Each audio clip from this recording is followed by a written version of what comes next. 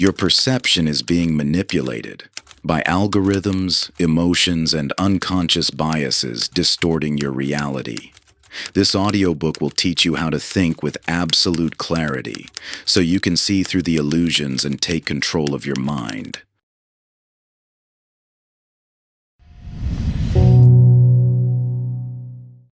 The Art of Critical Thinking. Audiobook by Declan Stone, published by Beyond the Noise. Introduction. In today's world, you're navigating an unprecedented deluge of information. Every notification, headline, and social media update competes for your attention, each claiming to offer essential truth while often contradicting what you learned just moments before. This isn't just information overload. It's a fundamental challenge to your ability to think clearly and decide wisely. The mental fog you experience isn't a personal failure. It's the natural response to an unnatural environment, where algorithms curate your reality, where emotional manipulation masquerades as fact, and where the sheer volume of data overwhelms your mind's natural filtering systems. You feel this weight daily, in the uncertainty that creeps in when facing important decisions, in the mental exhaustion of sorting truth from manipulation, and in the nagging sense that clearer understanding remains just out of reach. Yet within this challenge lies an extraordinary opportunity. The quality of your thinking directly determines the quality of your life. When your mind is clouded by unexamined assumptions or cluttered with borrowed opinions, every aspect of your existence suffers, from your decisions and relationships to your peace of mind and sense of purpose. Conversely, as your thinking clarifies, new possibilities emerge. Options previously hidden come into focus. Wisdom replaces reaction. Genuine understanding supersedes mere knowledge. Consider your mind as a garden. Right now, it may be overgrown with weeds of cognitive bias, tangled with vines of emotional reasoning, and crowded by invasive species of unchallenged beliefs. This state isn't fixed. It's simply untended. Just as a garden can transform from wilderness to sanctuary through patient cultivation, your mind can evolve from confusion to clarity through the art of critical thinking. This journey isn't about forcing rigid techniques or memorizing logical frameworks. Instead, it's about awakening the natural discernment that already exists within you. Through three essential phases: awakening the discerning mind, navigating inner obstacles, and mastering the outer landscape, you'll develop the ability to think with greater precision, depth, and wisdom. The transformation ahead isn't merely about making better decisions or constructing stronger arguments. It's about experiencing reality itself with newfound clarity. As you cultivate your mental garden, you'll find that the fog of confusion naturally lifts, revealing landscapes of understanding previously hidden from view. What once appeared as overwhelming complexity becomes navigable terrain. Where you once felt mentally trapped or manipulated, you'll discover the freedom that comes with genuine, intellectual sovereignty. You're about to embark on a journey from mental congestion to clarity, from borrowed beliefs to authentic understanding, from reactivity to wisdom. The path forward doesn't require you to become someone else. It invites you to uncover the clear, discerning thinker you've always had the potential to be. This transformation awakens abilities that have laid dormant within you, waiting for the right moment to emerge. As your natural discernment strengthens, you'll find yourself moving through life's complexities with newfound grace, seeing through deception that once clouded your vision, and making choices that align with your deepest truth rather than external pressures. Chapter 1. The Lens of Perception. When was the last time you were absolutely certain about something only to discover you were completely wrong? That jarring moment when reality shatters your certainty reveals a profound truth about human perception. What you see isn't reality itself, but reality filtered through your beliefs, expectations, and assumptions. Consider two people standing on the same mountaintop, witnessing the same sunset.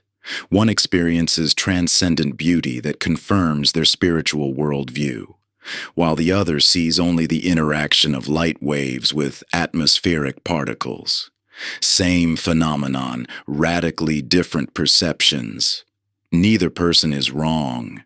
They're both accurately reporting their experience. But their existing beliefs and mental frameworks fundamentally shape what they perceive. This phenomenon extends far beyond sunset interpretations. Your mind constantly filters the overwhelming stream of information bombarding your senses, selecting what to notice and what to ignore based on your existing beliefs and expectations. This filtering happens automatically, beneath conscious awareness, creating the compelling illusion that you're seeing reality objectively. Your perceptual filters, shaped by past experiences, cultural conditioning, and unexamined assumptions, act like invisible lenses, determining not just how you interpret information, but what information you notice in the first place. When you encounter new information, your mind automatically seeks evidence that confirms your existing beliefs while filtering out contradictory data. This confirmation bias creates a self-reinforcing cycle. Your beliefs shape what you perceive, and what you perceive reinforces your beliefs. The most limiting beliefs are often those you don't recognize as beliefs at all, assumptions so deeply embedded in your worldview that they feel like objective truth. These invisible assumptions act as mental blind spots, restricting your perception without your awareness. To begin recognizing these hidden filters, practice assumption archaeology, a process of excavating and examining your automatic perceptual patterns. When encountering any situation, ask yourself, what would have to be true for me to see this differently? This question helps surface hidden assumptions governing your perception. Follow with, what evidence might I be filtering out because it contradicts what I already believe? This reveals your confirmation bias in action. The challenge in recognizing your own perceptual filters lies in their very nature. They operate automatically and invisibly, unless consciously interrupted. Yet awareness itself begins the transformation. Simply acknowledging that your perception is filtered through beliefs, rather than direct contact with objective reality, creates space for new understanding to emerge. This recognition isn't about doubting everything you believe. Rather, it's about developing a more sophisticated relationship with your own perception. Understanding that you see through mental lenses doesn't invalidate your experience. It contextualizes it, allowing you to hold your perspectives more loosely while remaining open to new information and alternative viewpoints. The path to clearer thinking doesn't begin with accumulating more information, but with becoming aware of how you process what you already know.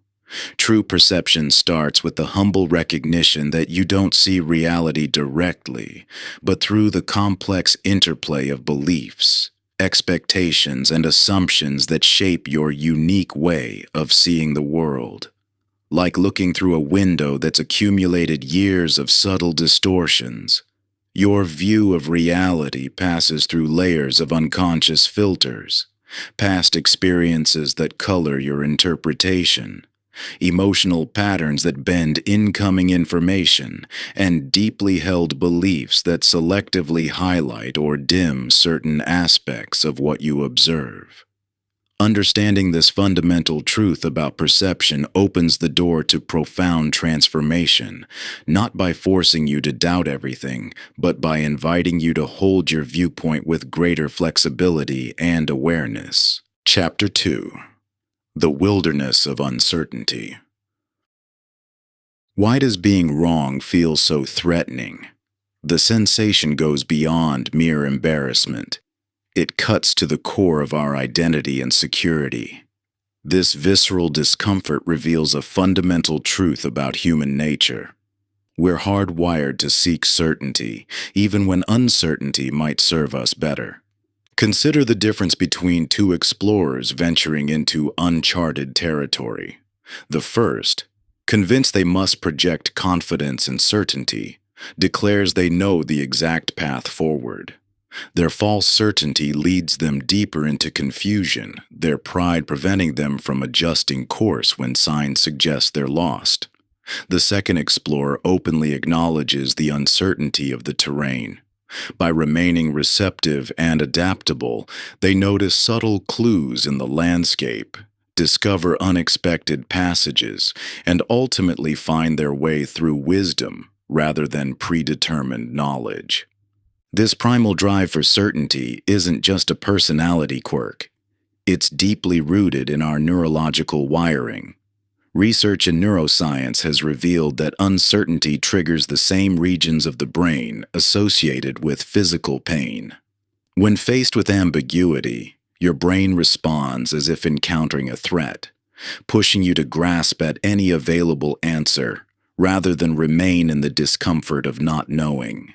This biological imperative served our ancestors well when quick decisions meant survival. But in today's complex world, this reflex often leads us astray. The relationship between intellectual humility and wisdom operates in ways that seem counterintuitive to our certainty-seeking minds. When you acknowledge the limits of your knowledge, you create space for new understanding to emerge. Like a vessel that must be empty to be filled, a mind that admits its limitations becomes capable of genuine learning. Conversely, when you're convinced you already know, you become blind to information that might expand or challenge your understanding. Think of knowledge acquisition not as building a perfect map from a safe distance, but as actively exploring unfamiliar terrain. The wilderness doesn't reveal its secrets to those who refuse to step into its uncertainty. Only by engaging directly with the unknown, while remaining honest about what you don't yet understand, can you discover paths that no map could have shown you. However, it's crucial to distinguish between productive uncertainty and paralyzing doubt. Productive uncertainty maintains forward momentum while remaining open to new information and course corrections. It asks questions like, what might I be missing? And how else could this be understood? Paralyzing doubt, by contrast, creates stagnation through excessive second-guessing and fear of any action. The practice of comfortable confusion offers a way to develop your capacity for productive uncertainty. When facing complex questions rather than rushing to conclusions, intentionally create space to sit with your not knowing. Ask yourself, what do I know for certain versus what am I assuming? This simple question often reveals how much of our supposed knowledge rests on unexamined assumptions. Similarly, asking, what possibilities open up if I temporarily suspend my need for a definitive answer, can transform uncertainty from a problem to be solved into a space of potential discovery. This shift in perspective doesn't eliminate the discomfort of uncertainty, but it reframes that discomfort as a signal that you're engaging with complexity in a meaningful way. The discomfort you feel when facing uncertainty is real and valid. Your brain is performing exactly as evolution designed it, seeking security through definitive answers. Yet in this complex modern world, the most profound insights often emerge precisely when you resist this primitive drive for premature certainty.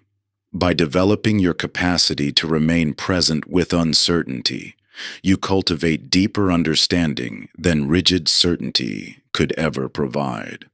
Those who master the art of embracing uncertainty often find themselves paradoxically more capable of discerning truth. While others rush to judgment, their comfort with not knowing allows them to gather more information, consider multiple perspectives, and ultimately arrive at insights that hasty certainty would have prevented them from discovering. This willingness to remain in the questioning space opens doors that premature answers slam shut. You'll notice that the most insightful people you encounter share this rare quality. They hold their conclusions lightly, always ready to revise their understanding when new evidence emerges. Their strength lies not in unwavering conviction, but in the supple wisdom that comes from treating knowledge as a continuous unfolding rather than a fixed destination. Chapter 3: The Question Compass. What would happen if you spent an entire day asking questions instead of making statements? This simple shift in communication could revolutionize how you understand yourself and the world around you. In times of scarcity and struggle, communities often rush to implement solutions before fully understanding the nature of their challenges. This pattern emerged in a drought-stricken village, where engineers proposed expensive irrigation systems and politicians demanded new reservoirs, until a fundamental question transformed everything. Why do we need so much water in the first place? This inquiry revealed extensive waste in their current usage, leading to simpler, more effective solutions through conservation rather than expansion. The power of questioning extends far beyond problem solving. It fundamentally shapes how you perceive and interact with reality. Your questions act as a compass, determining which territories of thought become available for exploration. When you ask closed questions that can be answered with simple facts or yes-no responses, you limit your mental landscape to existing pathways. But open questions expand your horizons, revealing entirely new territories of possibility. Consider how different types of questions create distinct mental pathways. Why questions often lead down paths of justification and explanation, useful for understanding causes but potentially trapping you in cycles of rationalization. How questions focus on process and implementation, essential for practical progress but sometimes missing bigger picture possibilities. What if questions open doors to innovation and alternative perspectives, though they need grounding in reality to be truly useful? This natural power of questioning often gets suppressed by educational and social systems that prioritize quick answers over deep inquiry. From early schooling through professional life, you're rewarded for having ready answers rather than asking probing questions. This creates a culture where appearing certain becomes more valuable than being genuinely curious, limiting your capacity for true understanding and growth. Transformative questions don't just help you navigate existing mental terrain, they fundamentally alter the landscape itself. When you question basic assumptions about a problem or situation, you often discover that the challenge isn't what you thought it was. This is why profound questions don't always solve problems. Sometimes they dissolve them entirely by revealing that your original framing was based on faulty premises.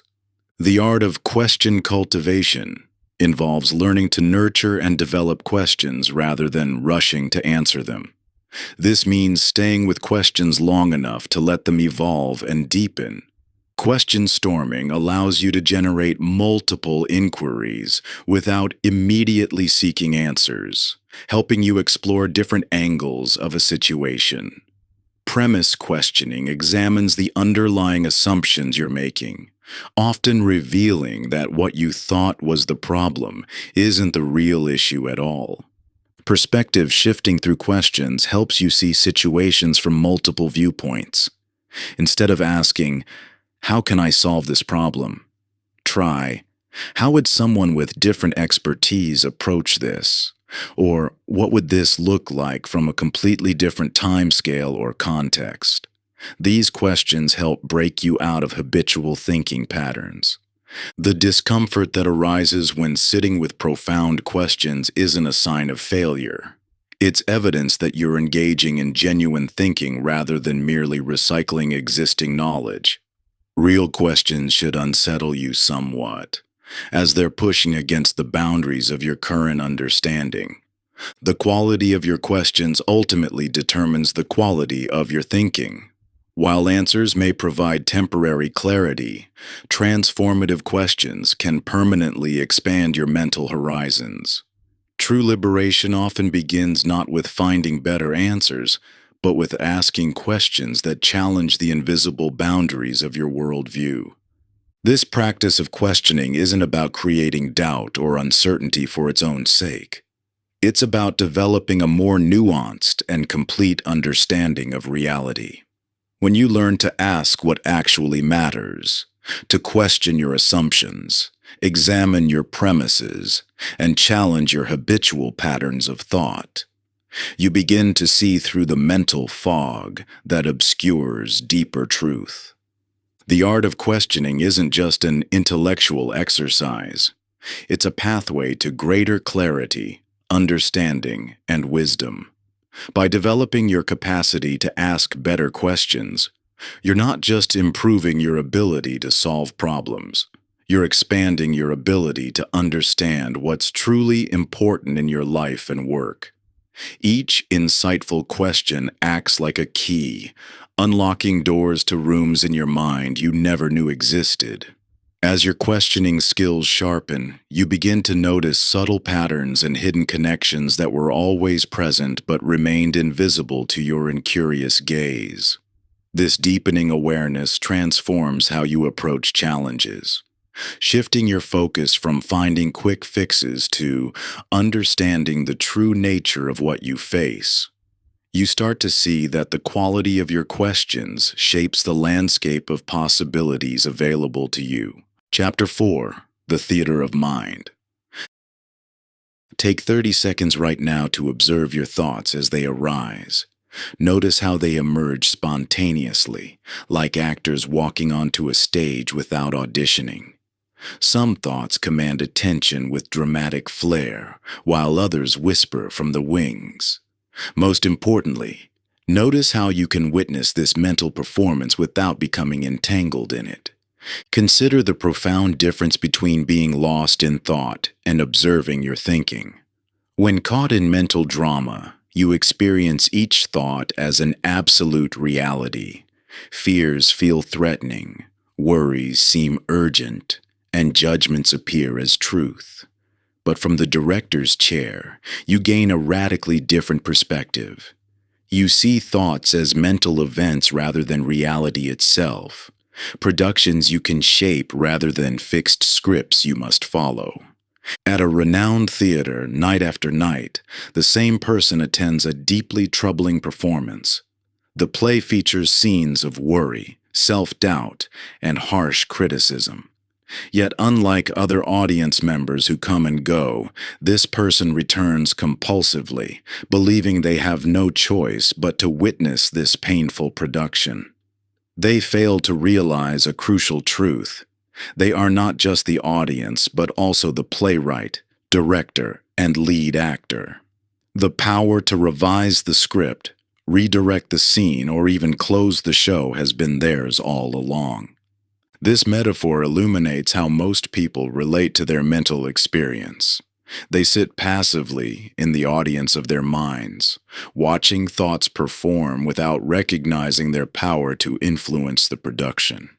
Yet through developing metacognition, the ability to think about your thinking, you can step into the director's role and consciously shape your mental theater.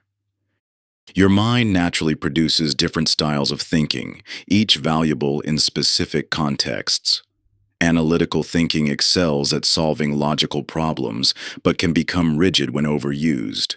Intuitive thinking offers creative insights, but may miss important details. Creative thinking generates possibilities, but sometimes needs grounding in practicality. Like theatrical genres, each thinking style has its proper place and purpose. The key to mental mastery lies not in controlling thoughts, an impossible task, but in developing the awareness to recognize different forms of thinking as they arise. With this metacognitive perspective, you gain the power to spotlight productive thoughts while letting distracting ones fade into the background. You learn to distinguish between thoughts that deserve development and those better left unperformed. This directorial awareness creates a crucial gap between stimulus and response. When triggered by external events or internal patterns, most people react automatically, instantly believing and acting on whatever thoughts arise. But with metacognitive skill, you can pause between stimulus and response, choosing which thoughts to engage and which to simply observe passing by. True freedom begins with a profound recognition. You are not your thoughts, but the awareness that witnesses them. Just as a theater director is distinct from the play being performed, your essential nature is the conscious awareness that can observe all mental activity without becoming absorbed in it. This understanding liberates you from compulsive patterns of thinking that otherwise operate on autopilot.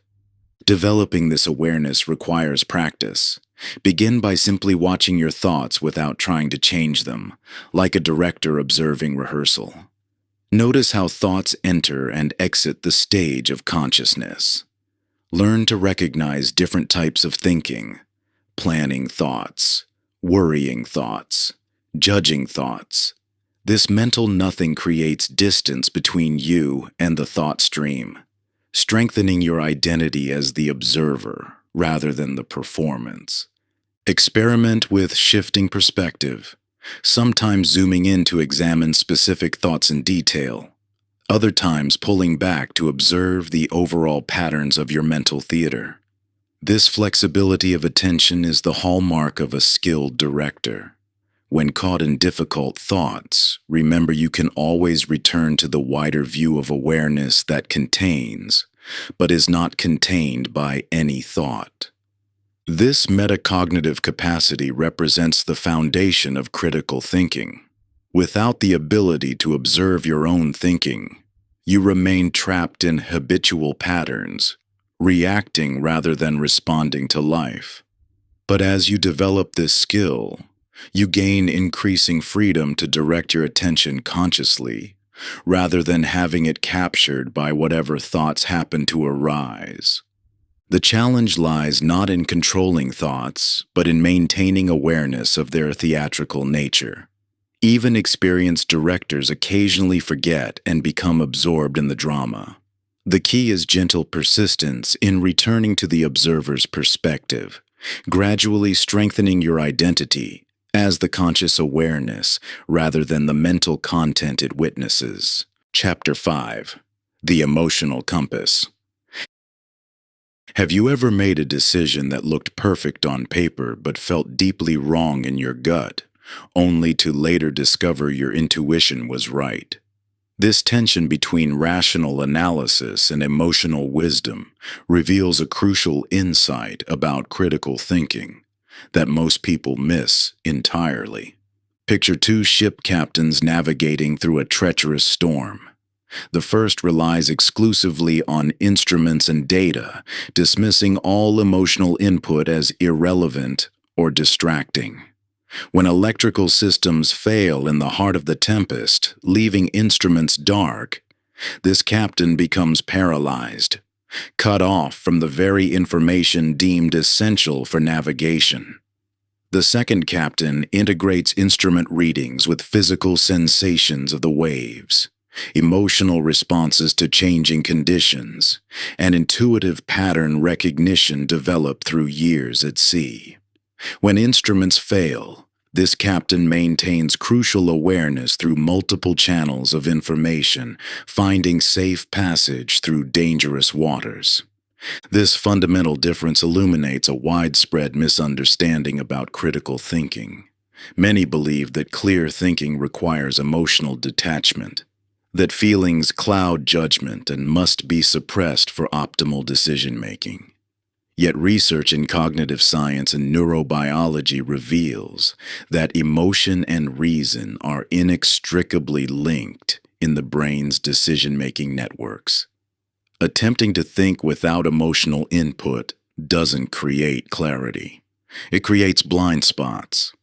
Your emotions evolved as sophisticated information processing systems, capable of detecting subtle patterns and potential threats or opportunities far faster than conscious analysis.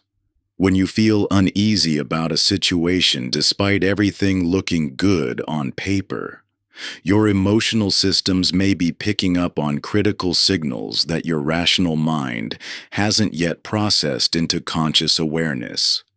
Think of emotions as an internal compass providing vital navigational data about your inner and outer landscape. Just as a compass detects invisible magnetic fields, your emotional system perceives subtle dynamics in relationships, hidden implications in decisions, and potential consequences that purely logical analysis might miss. The goal isn't to follow emotions blindly any more than a captain would navigate by compass alone. The art lies in integrating emotional wisdom with rational analysis. The paradox is that suppressing emotions actually makes you more likely to be unconsciously influenced by them. Unacknowledged feelings don't disappear. They operate beneath awareness, coloring perceptions and skewing judgments in ways you can't detect. True objectivity comes not from denial, but from conscious integration. When you feel anger arising during a discussion, that emotion carries important information. Perhaps a boundary is being crossed, a value violated, or an injustice perpetrated. The anger itself isn't the problem, it's valuable data. The key is developing the capacity to feel the emotion fully while choosing how to respond rather than react. Similarly, anxiety about a seemingly logical decision might be your intuitive systems detecting problems your conscious mind hasn't yet recognized. Rather than dismissing such feelings as irrational, treat them as intelligence-gathering opportunities. Ask what specific aspects of the situation trigger the anxiety. Often, this inquiry reveals legitimate concerns that strengthen your analysis. This integration of emotion and reason requires developing emotional literacy, the ability to accurately identify and interpret the information your feelings provide. Start by regularly checking in with your emotional state, noting both the feeling and its intensity. Notice where emotions manifest physically: tension, heaviness, lightness, constriction. These bodily sensations provide direct access to emotional data. When strong feelings arise, resist the urge to immediately act on them or push them away. Instead, get curious. Ask what information this emotion might be providing. Is fear highlighting real risks you need to consider? Is excitement revealing alignment with your values? Is sadness pointing to something important being overlooked? The key is maintaining awareness of both emotional and rational channels of information. Like the wise captain who integrates multiple navigation tools, you can learn to synthesize logical analysis with emotional wisdom. This creates fuller perception and better decisions than either mode alone could provide. This emotional awareness proves particularly vital when stakes are high and clarity essential.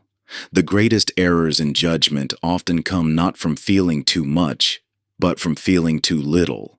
From pushing ahead with plans that look good on paper while ignoring the wisdom of unease, or from making choices based on pure logic while disconnected from the emotional implications. Chapter 6: The Echo Chamber. When was the last time you fundamentally changed your mind about a deeply held belief after encountering opposing evidence? Take a moment to genuinely search your memory. If you're like most people, such instances of true belief revision are remarkably rare. Not because you lack intelligence or openness, but because of how the human mind naturally processes information. Consider a valley surrounded by towering mountains, where inhabitants hear their own voices echoing back to them. Generation after generation interprets these echoes as divine wisdom, finding profound confirmation of their existing beliefs in what are actually reflections of their own thoughts. Their certainty grows stronger with each echo, creating an illusion of external validation. Yet beyond those mountains lies a vast world of different voices, perspectives, and possibilities they never imagined. A world they'll never discover as long as they mistake their echoes for truth. This dynamic plays out in our modern lives with stunning regularity. Our natural tendency to seek validation and avoid conflict creates intellectual environments where existing beliefs are constantly reinforced, while contradicting evidence remains conveniently out of sight. We surround ourselves with like-minded people, follow media that confirms our worldview, and curate social media feeds that reflect our existing beliefs back to us. Technology amplifies these tendencies through sophisticated algorithms that learn our preferences and filter out challenging perspectives, creating personalized information bubbles that feel comprehensive while actually narrowing our understanding. The intersection of human psychology and modern technology creates a perfect storm of cognitive reinforcement. Social media platforms, news aggregators, and content recommendation systems analyze every click, like, and share to serve us more of what we already believe. This technological echo chamber operates invisibly, making it nearly impossible to recognize how our perception is being shaped and limited. What makes this situation particularly challenging is that it feels natural and comfortable. Our brains are wired to seek cognitive consistency and avoid the discomfort of contradicting information. When we encounter ideas that challenge our existing beliefs, we experience genuine psychological discomfort, a form of cognitive dissonance that our minds work automatically to resolve, usually by discounting or dismissing the challenging information rather than revising our beliefs. The courage to seek genuine viewpoint diversity requires swimming upstream against powerful psychological and technological currents. It means deliberately exposing yourself to perspectives that create cognitive dissonance rather than comfort. This isn't just intellectually challenging, it can feel emotionally threatening, because many of our beliefs are tied to our sense of identity and belonging to particular social groups. Understanding these dynamics reveals a crucial paradox. The information that might most benefit your understanding is often precisely the information your mind is most motivated to avoid. Your natural cognitive filters, amplified by technological algorithms, work to protect you from the very perspectives that might correct your misunderstandings or reveal your blind spots.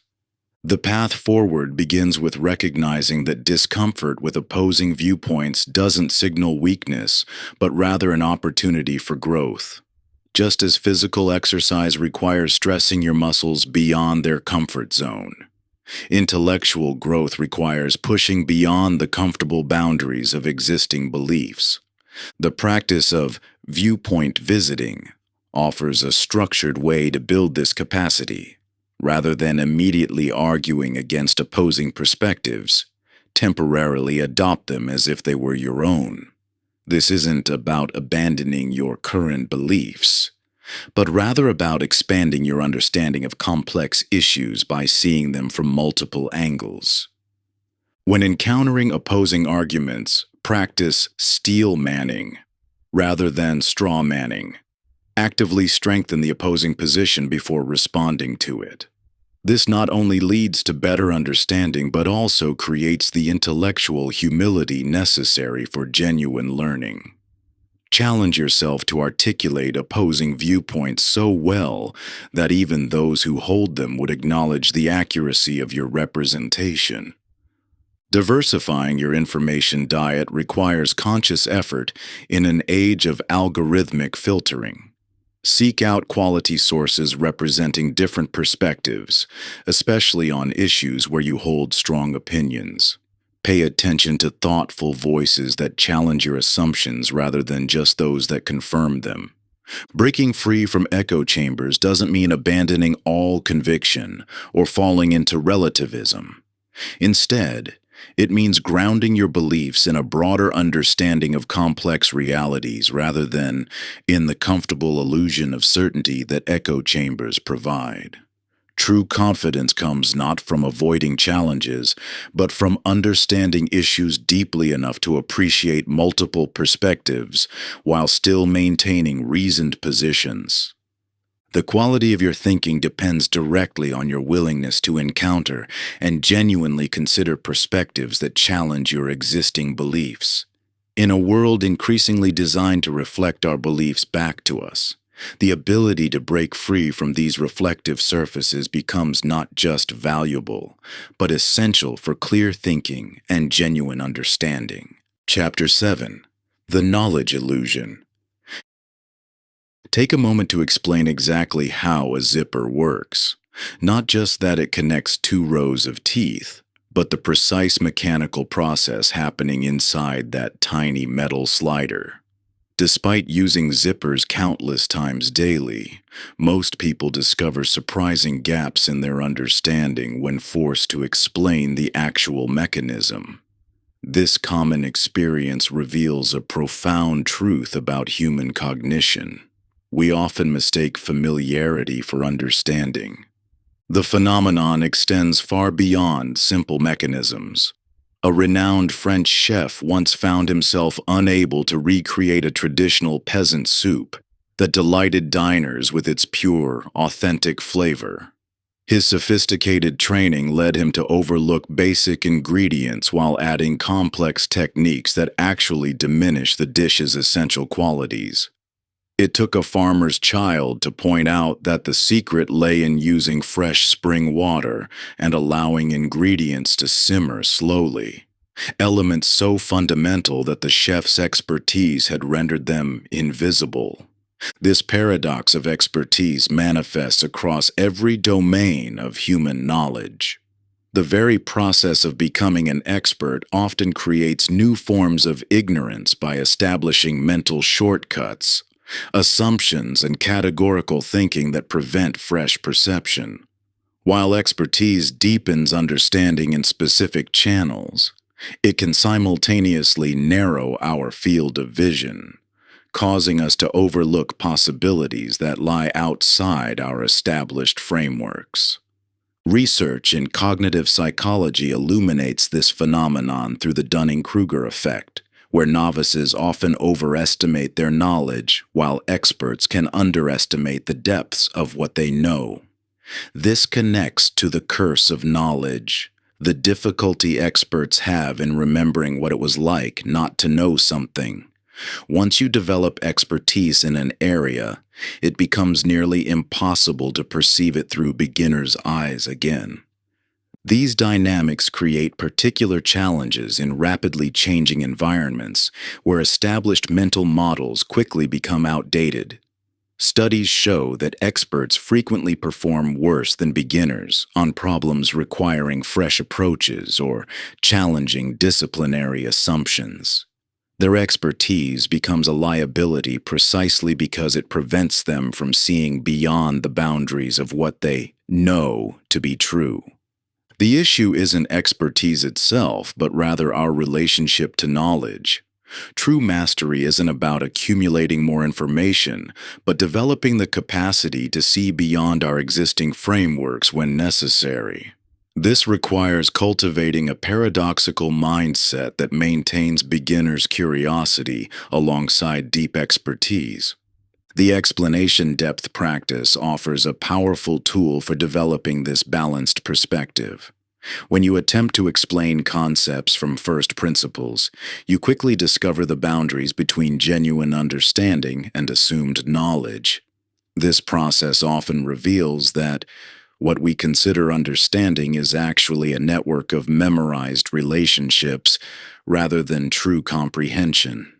Through concept mapping, visually representing the relationships between ideas, you can begin identifying gaps in understanding that expertise might otherwise mask. The teaching test, explaining ideas to different audiences, further reveals how expertise often relies on shared assumptions that may not withstand fresh scrutiny. Perhaps most powerful is the practice of assumption surfacing, actively identifying and questioning the fundamental premises in your field. This isn't about doubting everything, but rather developing the capacity to temporarily suspend certainty to see with fresh eyes. The goal isn't to abandon expertise, but to prevent it from becoming a cage that limits perception. This balance becomes particularly crucial in today's rapidly evolving world, where yesterday's expertise can become tomorrow's limitation. The most valuable kind of knowledge isn't just deep, but also fluid, capable of adapting and expanding when confronted with new realities. This requires maintaining awareness of the limits of our knowledge, even as we develop deeper expertise. The path forward lies not in choosing between expert and beginner mindsets, but in developing the capacity to move fluidly between them. True mastery paradoxically includes the ability to temporarily set aside what you know when fresh perception is needed. This creates a dynamic relationship with knowledge that enhances rather than limits understanding. Your growth accelerates when you learn to dance between deep expertise and open curiosity, treating each perspective as equally valuable rather than opposing forces. This fluid movement allows you to draw upon years of accumulated wisdom, while remaining receptive to insights that might challenge or expand your current understanding. The most profound breakthroughs often emerge in these moments of purposeful unknowing, when you temporarily release your grip on established knowledge to explore what else might be possible. Chapter 8. The Narrative Spell. The magnetic pull of a well-crafted story shapes your perception before you even realize it's happening. Take a moment to recall the last news headline that instantly grabbed your attention and felt undeniably true. What made it so compelling? Was it the clear narrative arc, the satisfying cause and effect relationship, or the way it confirmed existing beliefs? This simple reflection reveals how deeply story structures influence your processing of information. Consider what unfolds in courtrooms across the world, where skilled prosecutors weave fragmentary evidence into compelling narratives that feel more true than the defense's often messier, but more factually supported accounts. Research in legal psychology shows that jurors frequently make decisions based on narrative coherence rather than careful evaluation of evidence.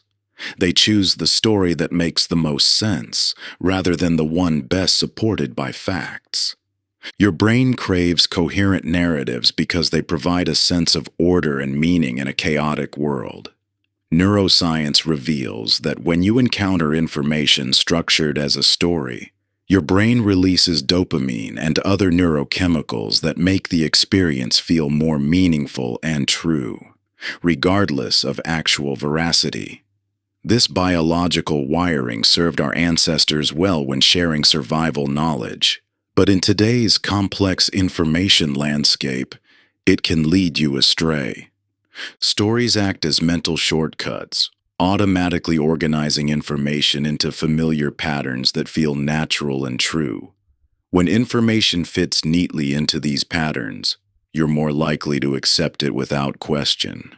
When it doesn't, you're more likely to reject it, even if the evidence supports it. This phenomenon plays out constantly in how you process everything from news to personal experiences. The narrative structures you absorb from culture and experience become invisible lenses through which you view reality.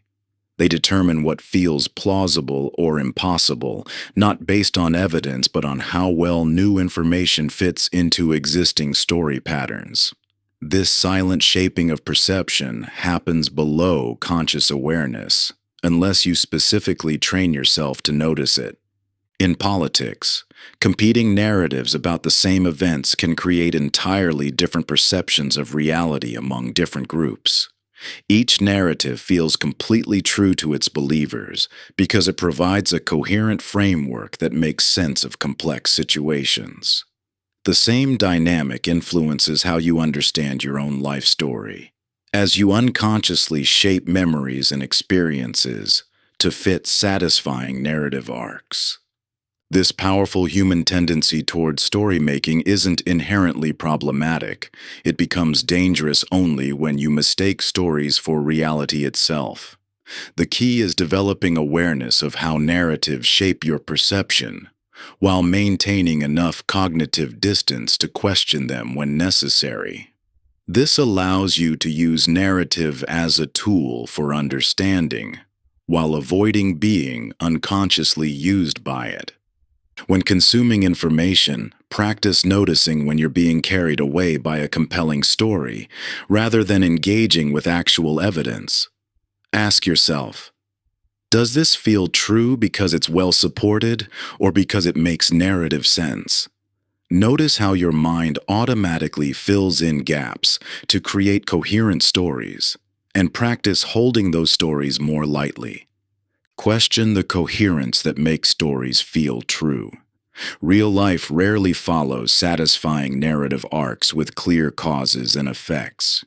When something feels too perfectly structured, that's often a signal to look more carefully at the evidence, rather than being carried away by narrative satisfaction. The most powerful stories are often those you don't recognize as stories at all. They feel like simple reality. These invisible narratives shape your perception most profoundly because you never think to question them. Developing awareness of how stories structure your thinking is essential for seeing beyond them to deeper truths. This doesn't mean rejecting narratives entirely. They remain valuable tools for making sense of experience. The goal is holding them consciously, appreciating their usefulness, while maintaining awareness of their limitations. True clarity emerges from this balance between using stories and seeing beyond them. Like a skilled actor who can fully inhabit a role while never forgetting it's a performance, you can engage with narratives while maintaining your discerning awareness. Stories provide essential frameworks for understanding your experiences, but wisdom lies in knowing when to step outside their familiar patterns to glimpse deeper truths. Your power grows not from abandoning stories, but from choosing consciously which ones serve your growth and understanding. Chapter 9. The Reasoning Traps. When you first encounter this puzzle, how can a bat and ball cost $1.10 in total if the bat costs $1 more than the ball? Your mind likely leaps to an immediate answer that feels completely right, but is mathematically wrong. This isn't a reflection of intelligence or careful reasoning. It demonstrates how your mind naturally takes shortcuts that can lead to systematic errors. You navigate life through mental shortcuts, quick, intuitive judgments that usually serve you well, but sometimes lead you astray. These aren't random mistakes, but predictable patterns embedded in how your brain processes information.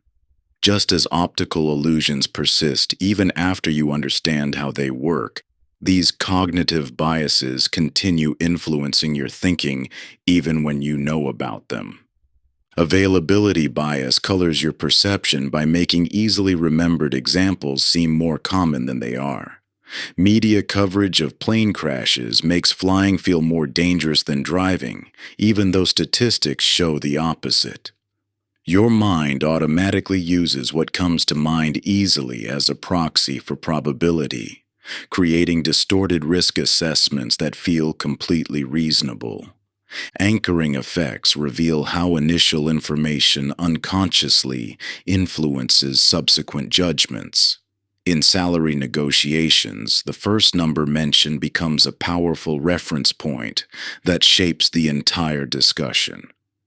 Even when you know this effect exists, it still influences your thinking because it operates below conscious awareness. Motivated reasoning shows how your mind unconsciously processes information to reach preferred conclusions. You'll spend hours scrutinizing evidence that challenges your beliefs while accepting confirming evidence with minimal examination. This isn't intellectual dishonesty, it's your brain's default mode of operation. These patterns persist because they evolved as efficient solutions for ancestral environments where quick decisions were more valuable than perfect accuracy. Your brain developed these shortcuts over millions of years, optimizing for speed and efficiency rather than pure logical accuracy. In many everyday situations, these shortcuts still serve you well. But modern life often requires more precise thinking than these ancient shortcuts provide.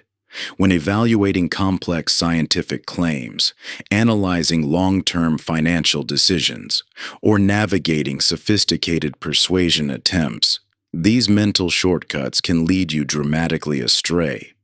The key isn't trying to eliminate these patterns. That's neither possible nor desirable. Instead, develop awareness of when and how they operate. Learn to recognize situations where these shortcuts are likely to mislead you, creating space for more deliberate analysis when needed. Start by examining your certainty. When you feel absolutely sure about something, pause to consider what mental shortcuts might be operating beneath your conscious awareness.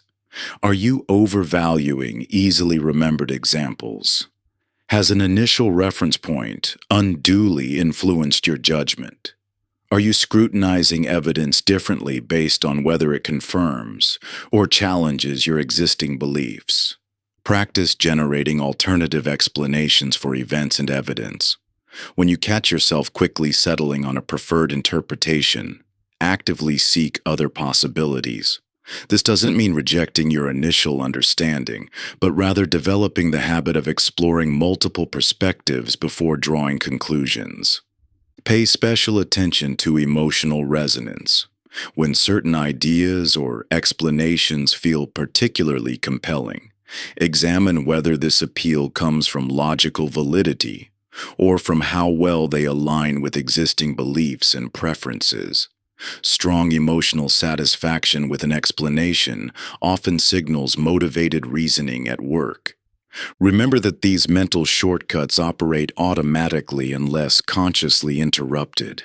You can't prevent them from happening, but you can learn to recognize their influence and adjust your thinking accordingly. This awareness itself becomes a protective mechanism against both unintentional errors and deliberate manipulation. The goal isn't perfect reasoning. That's neither possible nor necessary. Instead, develop the capacity to recognize when these universal thinking patterns might be distorting your judgment in specific contexts. This allows you to engage in more sophisticated analysis when the situation requires it while still benefiting from efficient mental shortcuts in everyday decisions. Understanding these patterns transforms them from invisible traps into visible signposts, marking places where extra care and attention might be warranted. This awareness doesn't eliminate errors, but provides tools for recognizing and correcting them when they matter most. When you spot these mental patterns emerging in your thoughts, they become opportunities rather than obstacles, chances to pause, reflect, and choose a more intentional response. Like warning lights on a dashboard, these recognition moments signal where your thinking might need adjustment. allowing you to navigate with greater precision through life's most consequential decisions. Chapter 10. The Reality Construction.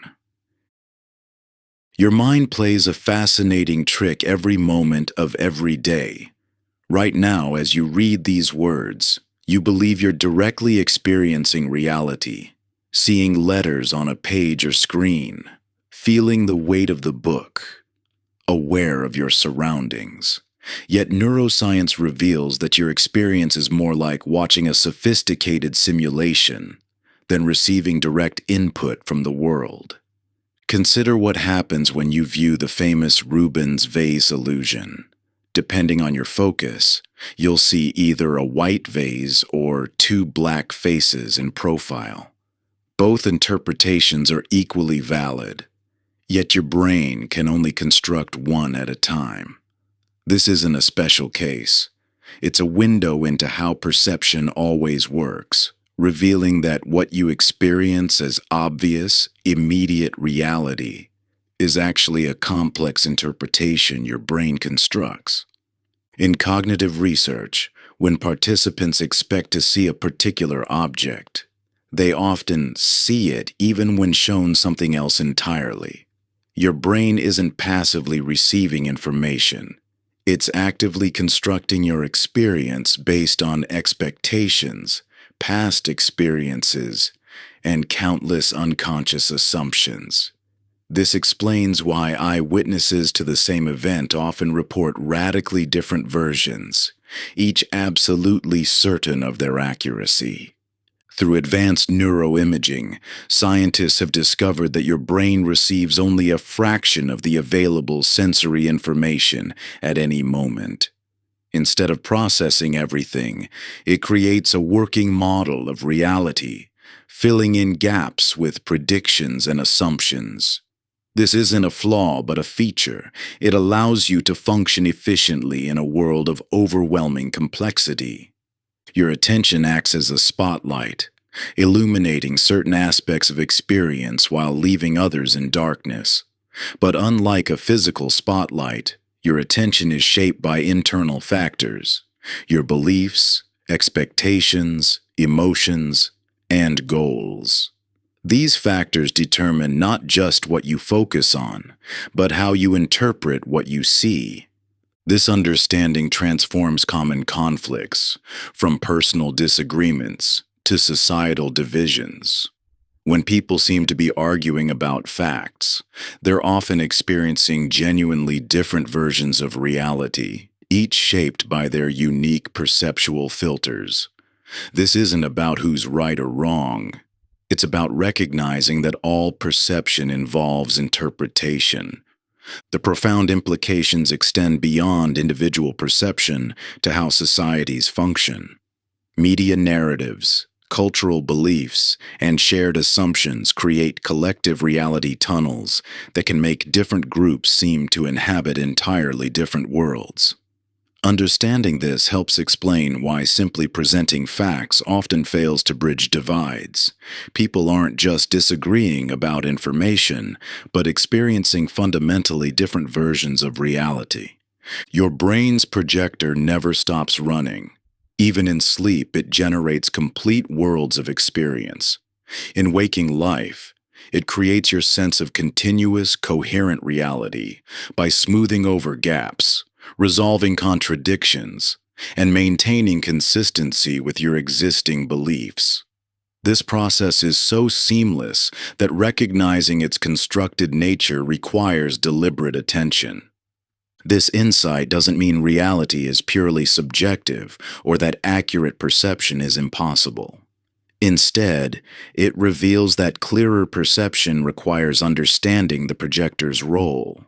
By recognizing how your mind constructs experience, you can begin distinguishing between raw data and interpretation, between what you observe and what you assume.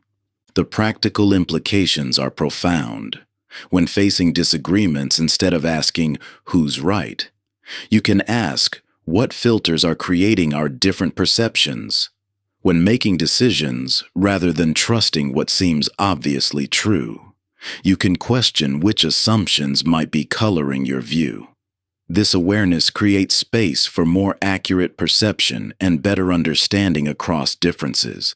Developing this awareness requires consistent practice in questioning your automatic interpretations.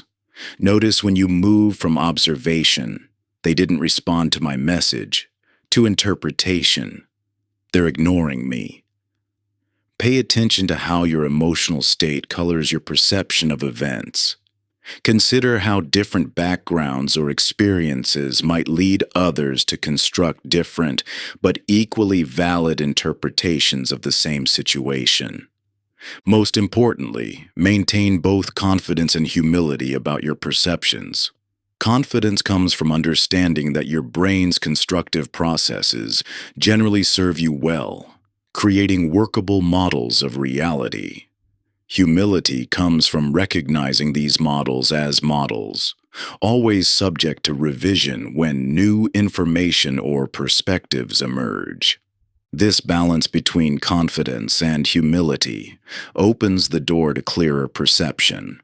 Rather than being trapped in automatic interpretations or paralyzed by perpetual doubt, you can engage with reality more skillfully, aware of both the power and limitations of your mind's projector. Chapter 11. The Body's Wisdom.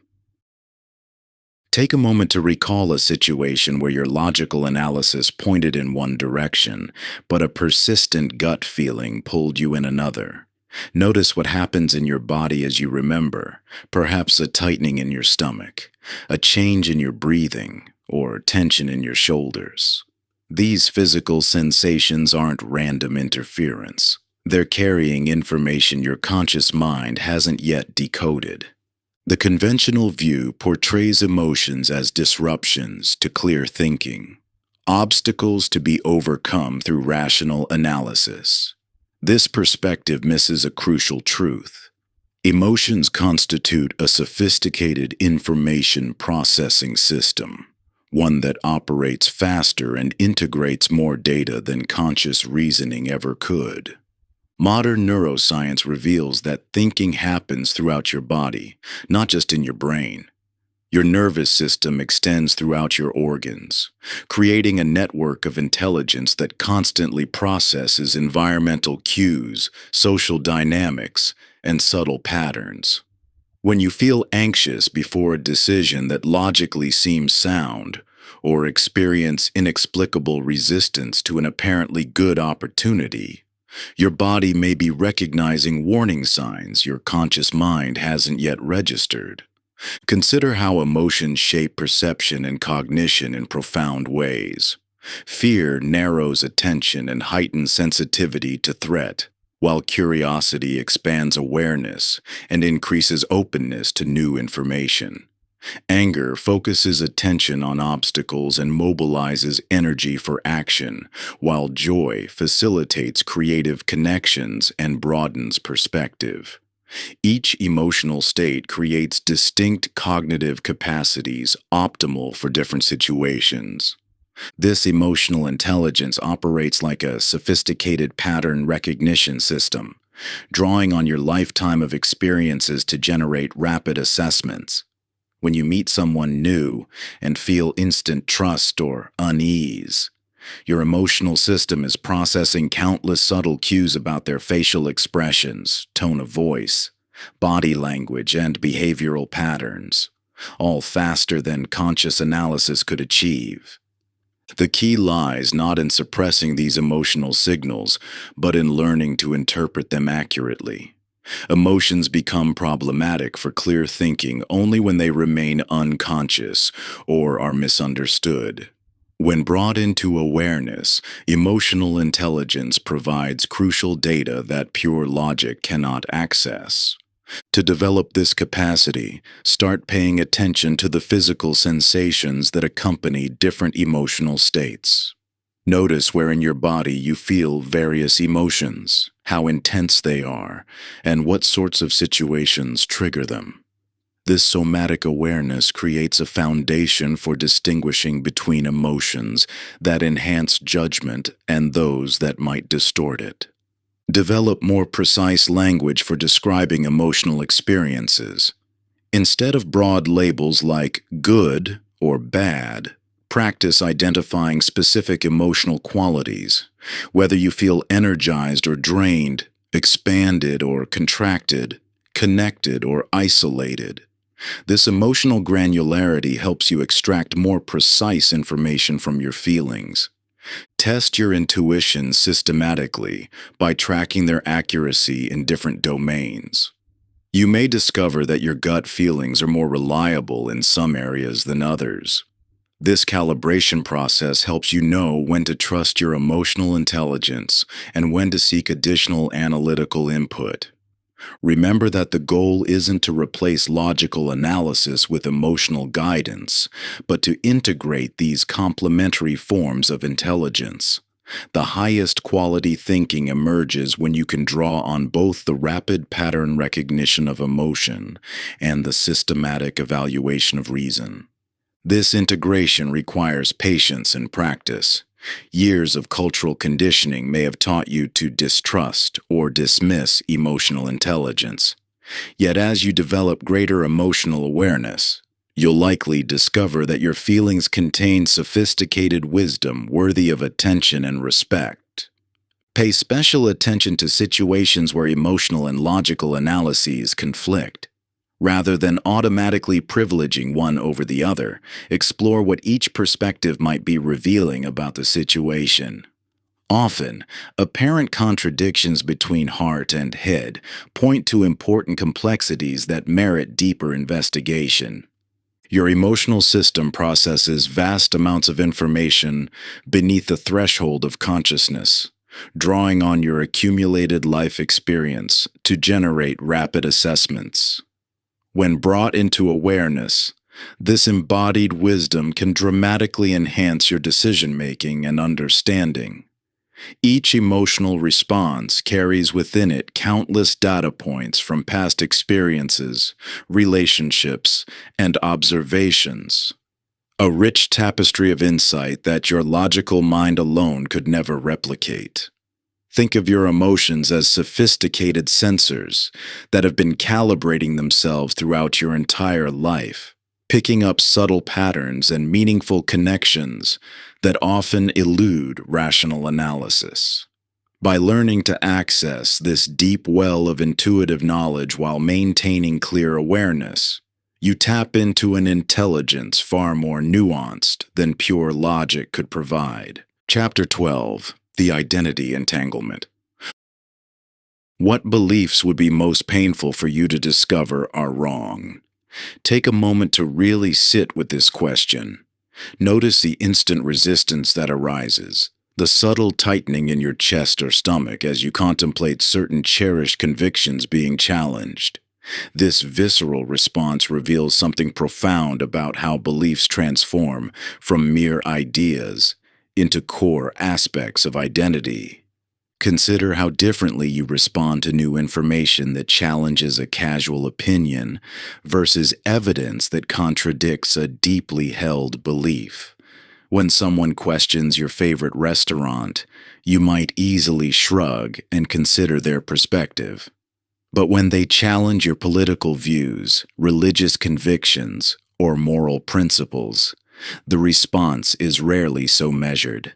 The difference lies not in the quality of evidence, but in how entangled these beliefs have become with your sense of self.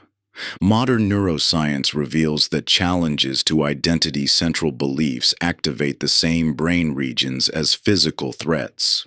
Your nervous system literally cannot distinguish between an attack on your core beliefs and an attack on your body.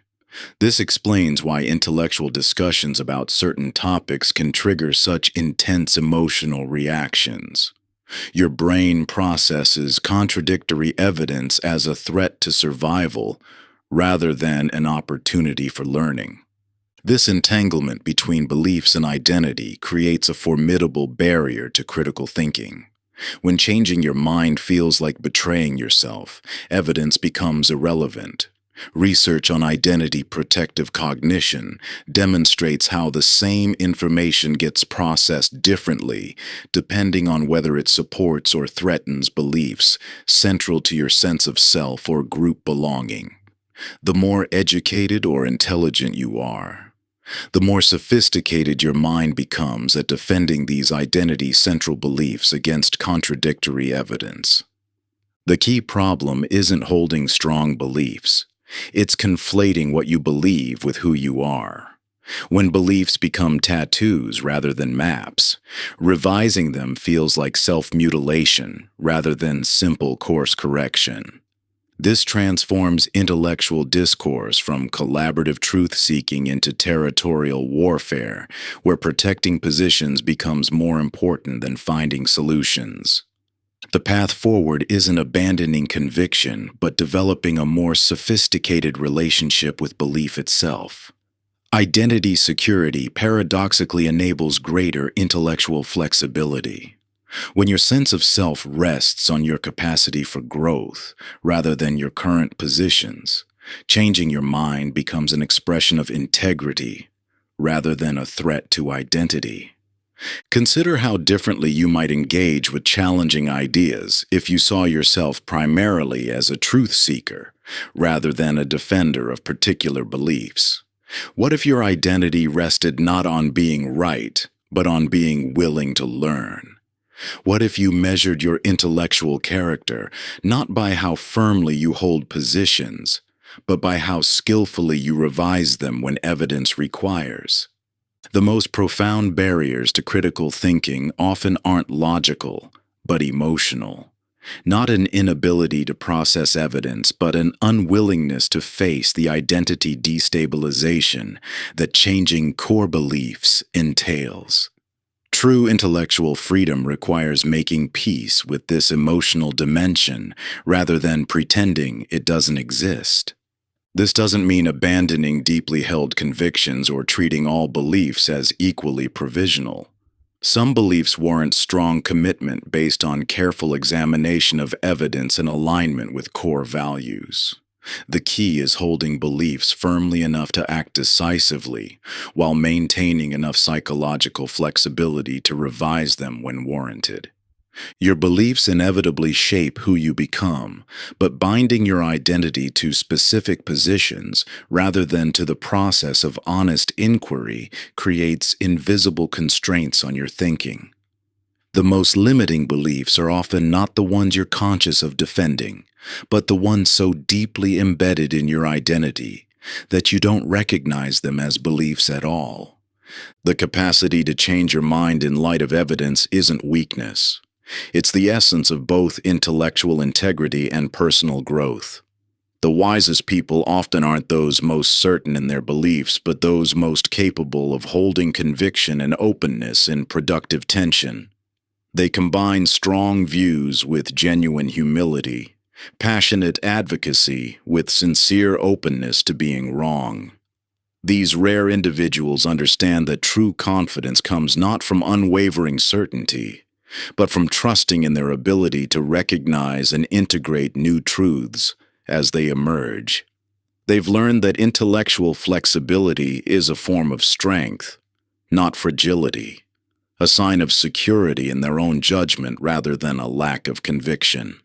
By remaining receptive while maintaining clear principles, they embody the paradox of being simultaneously grounded and growth-oriented, committed yet adaptable. Chapter 13. The Information Ecology. The relationship between your physical and mental diet reveals a striking paradox. While you might carefully scrutinize food labels, research nutritional information, and thoughtfully plan your meals, how much attention do you give to the quality of information you consume? Your mind, like your body, becomes what you feed it. Yet in an age of infinite content, many consume information with far less discretion than they apply to their dinner choices. The modern information landscape presents unprecedented challenges for mental sovereignty. Traditional media gatekeepers have been replaced by algorithmic feeds optimized not for truth or understanding, but for engagement. Headlines compete for attention through emotional manipulation rather than substance. Social media platforms amplify content based on virality rather than veracity.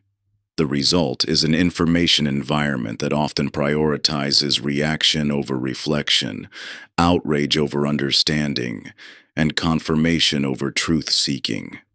Consider how differently information flows through your awareness compared to even a decade ago. Rather than intentionally seeking specific knowledge, most people now passively consume whatever their feeds serve up. A steady stream of content optimized by algorithms to keep you scrolling, clicking, and sharing. These algorithms create personalized reality tunnels, showing you more of what you already engage with while filtering out potentially valuable perspectives that don't match your existing patterns. The economics driving this system actively work against discernment. Content creators and platforms profit from attention rather than accuracy. Emotional triggers, especially outrage, fear, and tribal signaling, reliably drive engagement regardless of their impact on understanding. Headlines and excerpts get optimized for sharing rather than comprehension. The result is an information ecosystem that can feel more like mental junk food than intellectual nourishment. Yet this challenge contains its own solution.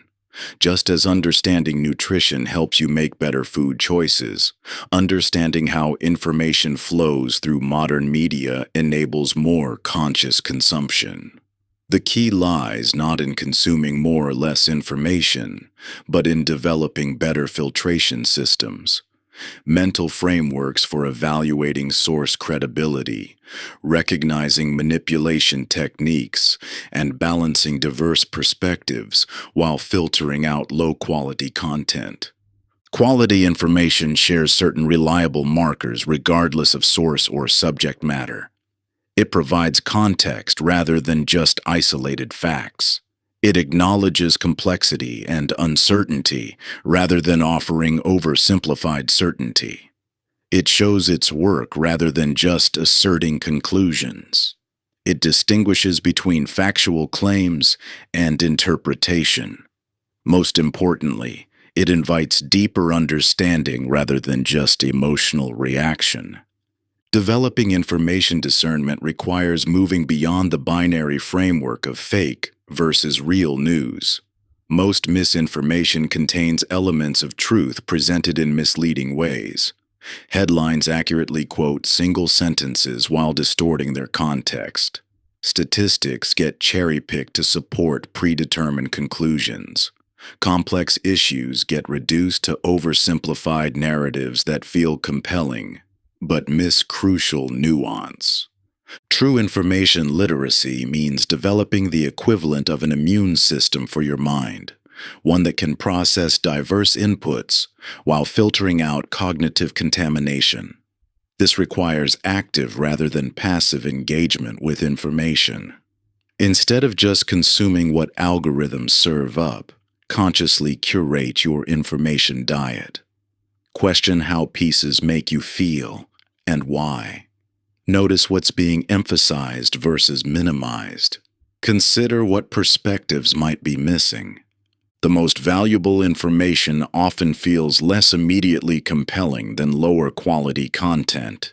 Truth tends to be complex, nuanced, and sometimes uncomfortable. It rarely arrives in easily shareable sound bites. Developing discernment means learning to override the impulse for quick answers in favor of deeper understanding. Your attention is perhaps your most valuable resource in the information age. Every click, share, and moment of engagement trains algorithms about what to show you more of. This creates a feedback loop that can either expand or contract your understanding depending on how consciously you direct it. The choices you make about what information to consume literally shape the reality you perceive. Your journey toward intellectual sovereignty has only begun. As you move forward, remember that every moment presents a choice, a chance to engage mindfully with information or to let yourself be swept along by the currents of distraction. The skills you're developing aren't just academic exercises. They're essential tools for navigating an increasingly complex world. The path ahead will challenge you. There will be times when it feels easier to accept comfortable illusions than to pursue deeper truths. But you possess an innate capacity for discernment that grows stronger with each conscious choice you make. By remaining committed to your own growth and understanding, you transform not just your mind, but your entire experience of reality. Your decisions about what to believe, what to question, and where to direct your precious attention will shape the person you become. Choose wisely, think deeply, and trust in your ability to see through the noise to what truly matters. The clarity you seek already exists within you. It simply needs to be uncovered, one thoughtful moment at a time. Chapter 14: The Trust Equation. Think about how you know that atoms exist or that the Earth orbits the Sun. While you might feel certain about these fundamental aspects of reality, pause to consider: have you personally verified these claims? For the vast majority, this knowledge rests not on direct observation, but on trust in scientific consensus and educational institutions. This reality reveals a profound truth about modern understanding. Much of what we know actually depends on whom we choose to believe. In today's hyper-specialized world, this dependence on expert knowledge has become both unavoidable and increasingly challenging to navigate. Every field has become so complex that even experts can only maintain mastery in narrow domains. A physicist who deeply understands quantum mechanics might know little more than you about economics or nutrition. This specialization creates an inescapable need to rely on others' expertise, while simultaneously making it harder to determine which experts deserve our trust. The exponential growth of human knowledge has transformed how we must think about understanding itself. No individual, no matter how brilliant, can personally verify more than a tiny fraction of what humanity collectively knows.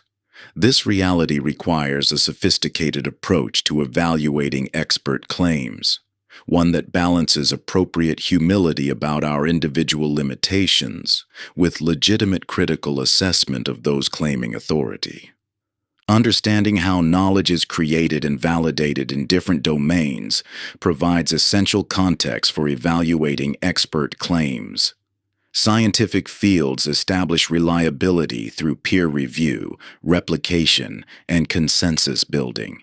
Historical knowledge depends on rigorous methodology in analyzing primary sources and cross-referencing multiple lines of evidence.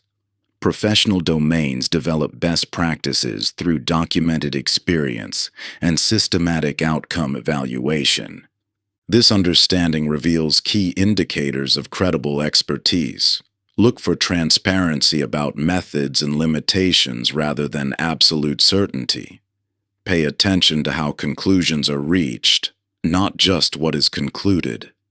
Notice whether experts acknowledge complexity and competing viewpoints or present oversimplified narratives. Consider institutional affiliations, peer recognition, and track records, while remaining aware that credentials alone don't guarantee reliability. The social nature of knowledge means that trust in institutions fundamentally shapes individual judgment. When institutional trust breaks down, vulnerability to misinformation increases dramatically. This creates a modern paradox. As knowledge becomes more specialized, requiring greater trust in experts, social trends have made many more skeptical of expertise itself. Process indicators often provide more reliable guidance than attempting to evaluate technical content directly. Rather than trying to assess complex, specialized claims themselves, examine how those claims are supported. Are methods clearly explained? Is evidence publicly available? Are limitations acknowledged? Do other experts in the field accept the conclusions? Has the work been independently verified? Conflicts of interest require particular attention in assessing expert claims. While having a financial or ideological stake in certain conclusions doesn't automatically invalidate expertise, it demands greater scrutiny. Consider what incentives might influence an expert's claims. Look for disclosure of potential conflicts and independent verification of results. The distinction between scientific consensus and legitimate scientific controversy provides another crucial framework. While the media often presents competing expert claims as equivalent, understanding where genuine debate exists within a field versus where strong consensus has been established helps navigate seemingly contradictory expert advice. This highlights a broader principle. Sophisticated consumption of expert knowledge requires understanding the difference between appropriate skepticism and unwarranted cynicism. While blind trust in authority is dangerous, so is the assumption that all expert claims are equally questionable. The goal is discerning skepticism that acknowledges both the necessity of expert knowledge and the importance of critically evaluating expert claims. Consider the role of prediction track records in establishing credibility. Experts who accurately anticipate future developments, acknowledge when they're wrong, and update their views based on new evidence demonstrate reliability more convincingly than those who maintain unwavering certainty regardless of outcomes. The necessity of navigating expertise without becoming an expert yourself requires developing frameworks for making these judgment calls. Focus on understanding how knowledge is validated in different domains, rather than trying to master the technical content. Learn to recognize red flags like absolute certainty, resistance to peer review, or claims that dramatically contradict established consensus without compelling new evidence. This sophisticated approach to evaluating expertise represents not a surrender of critical thinking, but its natural expression. True intellectual autonomy in a specialized world means understanding both when to defer to legitimate expertise and how to critically evaluate expert claims. It requires balancing appropriate humility about personal limitations with legitimate assessment of those claiming authority. Chapter 15: The Influence Architecture. Take a moment to estimate how many advertising messages you encountered in the past 24 hours. Include everything from traditional ads to product placements, social media promotions, and branded content. Now consider this. Research consistently shows that most people notice less than 20% of their actual exposure to persuasive messaging. This invisible influence shapes your choices and beliefs far more than you realize. Modern persuasion has evolved far beyond simple advertisements or direct sales pitches. Today's influence architecture operates primarily below the threshold of conscious awareness, creating sophisticated psychological environments that guide behavior while maintaining the illusion of completely free choice. From the moment you wake up to check your phone, through your daily routines and interactions, to your final scroll before sleep, you're navigating carefully engineered persuasive landscapes designed to direct your attention, shape your preferences, and trigger specific actions. Consider how digital platforms have mastered the art of frictionless engagement. The infinite scroll, strategically timed notifications, And personalized content recommendations aren't random features, but carefully crafted psychological triggers that work with your brain's natural tendencies. These design elements exploit core psychological principles like variable reward schedules, social proof, and loss aversion to keep you engaged far longer than you consciously intend. The same sophisticated influence methods operate in physical environments. Retail spaces use specific lighting, music, and scent combinations proven to increase purchasing behavior. Product placement follows precise eye-tracking research to position high-margin items where your attention naturally lands. Even the width of shopping aisles and the flooring materials are selected to subtly control your pace and direct your movement. Political messaging has similarly evolved beyond explicit argumentation to leverage emotional triggers and identity markers that bypass critical thinking. Campaign strategists craft messages that resonate with psychological frameworks already present in target audiences, making their positions feel intuitively right rather than requiring conscious evaluation. This raises crucial questions about the line between enhancement and exploitation. When does design that makes experiences more enjoyable become manipulation that overrides authentic choice? The answer isn't simple, but awareness of these methods provides essential protection against unconscious influence. Modern persuasion succeeds precisely because it doesn't feel like persuasion. It presents helpful suggestions, convenient defaults, or natural choices that align with your existing patterns. This invisibility makes it far more effective than obvious attempts at influence that trigger natural psychological resistance. Understanding these dynamics reveals why traditional advice about resisting persuasion often fails. Simply trying to think critically about every choice isn't practical when influence operates through automatic psychological processes rather than conscious deliberation. Instead, developing systematic awareness of how persuasion actually works allows you to engage more consciously with your choice environment. Pay attention to how options are presented to you. Notice default settings, suggested choices, and what requires extra effort to choose or reject. These choice architecture elements often influence behavior more effectively than direct arguments or incentives. Watch for artificial scarcity messaging, social proof indicators, and authority signals designed to trigger automatic responses. Monitor your emotional state when engaging with content or making choices. Strong emotional reactions, especially fear, outrage, or urgent desire, often indicate sophisticated influence attempts targeting psychological vulnerabilities. Question what specific actions these emotional states are meant to trigger and who benefits from those actions. Examine how platforms and environments are designed to capture and direct your attention. Notice features that make disengagement difficult or create the sense that you might miss something important by leaving.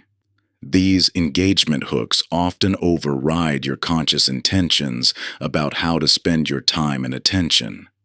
The goal isn't to become immune to influence, which is neither possible nor desirable. Rather, awareness allows you to engage more consciously with persuasive environments, making choices aligned with your authentic values rather than triggered reactions. Understanding the invisible architecture of influence is the first step toward reclaiming genuine agency in a world engineered to shape your behavior. This heightened awareness acts as a new dimension of perception, much like gaining the ability to detect subtle movements beneath a river's surface. The swirling patterns and hidden forces were always there, shaping your journey downstream. But now you can trace their intricate dance with your mind's eye. You start noticing the gentle tugs and pushes that once silently guided your course. This deeper vision doesn't neutralize these invisible currents. They remain as powerful as ever in their capacity to influence your direction. But now you can work with their flow, anticipating their pull, choosing when to resist and when to harness their energy. You're no longer simply drifting at the mercy of forces you can't see. You've become an active participant in your own navigation through these ever-present streams of influence. Chapter 16: The Dialogue Garden. Think back to a conversation that fundamentally shifted your perspective on an important issue. Not just an exchange of information, but a genuine dialogue that expanded your understanding in unexpected ways. What made that conversation different? What qualities enabled such profound learning to emerge?